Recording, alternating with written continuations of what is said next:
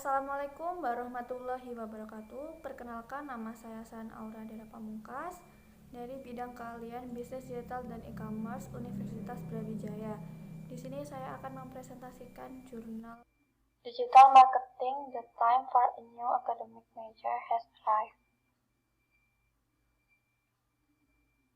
Abstrak, ekonomi digital yang berkembang pesat menantang relevansi praktik pemasaran yang ada dan diperlukan desain ulang radikal dari kurikulum pemasaran yang konsisten dengan kebutuhan siswa dan bisnis yang muncul di abad ke-21. Setelah gambaran umum tren pemasaran terkini, artikel ini menjelaskan perlunya perubahan mendasar dalam pengajaran pemasaran di lingkungan saat ini. Melakukan audit kurikulum dari inisiatif pemasaran digital yang ada, dan kemudian merinci kurikulum baru yang mencerminkan pemasaran di era digital dan pendekatan untuk mengimplementasikannya. Pendekatan yang dikembangkan di sini memberi universitas lain target untuk dijadikan sebagai salah satu ukuran kemajuan menuju kurikulum yang lebih selaras dengan lingkungan digital yang sedang berkembang. Pengertian dari pemasaran digital.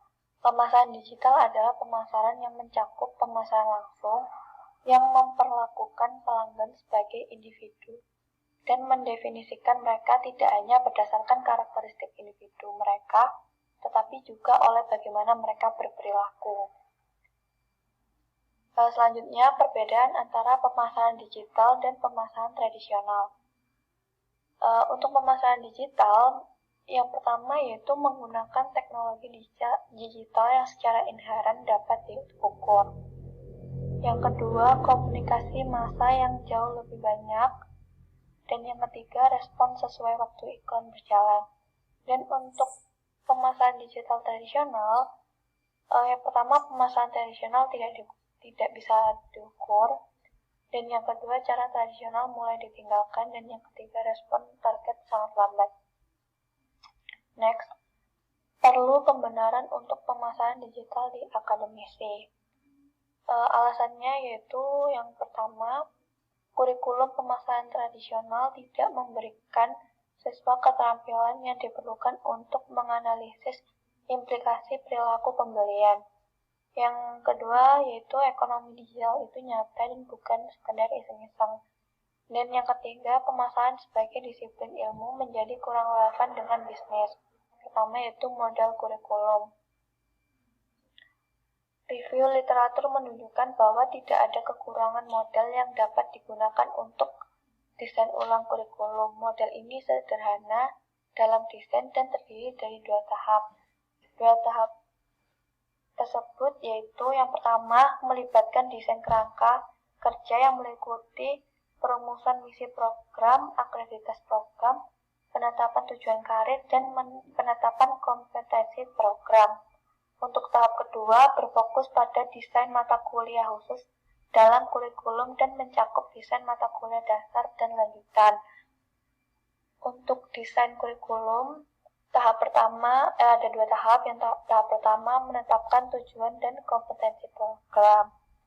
Untuk tahap kedua harus memiliki kemampuan untuk menganalisis jumlah data. Lalu yang terakhir yaitu implementasi kurikulum. Dua kekuatan internal utama yang mendorong proses perubahan kurikulum adalah dinamika pasar dan kepemimpinan yang kuat. Strategi digital marketing. Menyediakan template bagi pendidik pemasaran tentang cara membuat dan menyusun penawaran pemasaran digital yang responsif terhadap kebutuhan komunitas bisnis dan memposisikan siswa dengan keterampilan yang diperlukan untuk memanfaatkan peluang ini. Yang pertama, saya akan menjawab pertanyaan. Yang pertama yaitu, apa sih objek dan sampel dari penelitian ini? Lalu pertanyaan kedua, apa akuisasi data penelitian? Dan yang ketiga, apa hasil dari penelitian ini? Objek penelitian dan sampel. Objek penelitian objek penelitian yaitu pemasaran digital untuk kurikulum, dan untuk sampel penelitiannya yaitu universitas yang memiliki program sarjana pemasaran. Oke, next. Pertanyaan kedua, apa sih akuisasi datanya? Jadi sebuah tinjauan atas 10 program sarjana pemasaran teratas di Amerika Serikat mengungkapkan beberapa minat dalam bidang pemasaran digital dengan 7 dari 10 program memilikinya setidaknya satu program terkait audit kurikulum pemasaran digital yang dilaporkan sebelumnya tampaknya menunjukkan bahwa banyak universitas lebih dari 130 di tahun 2008 mulai menawarkan kursus pemasaran digital dalam jumlah terbatas. Oke, yang terakhir, pertanyaan terakhir, apa sih hasil dari penelitian jurnal ini? Ada dua, yang pertama yaitu penilaian keberhasilan atau kegagalan program. Pertama-tama adalah apakah kursus pemasaran digital terisi, dan kemudian apakah siswa kami berhasil mendapatkan pekerjaan. Kami telah berhasil di tingkat MBA dalam menempatkan siswa dalam pekerjaan pemasaran digital, dengan selusin lulusan ditempatkan di Microsoft saja.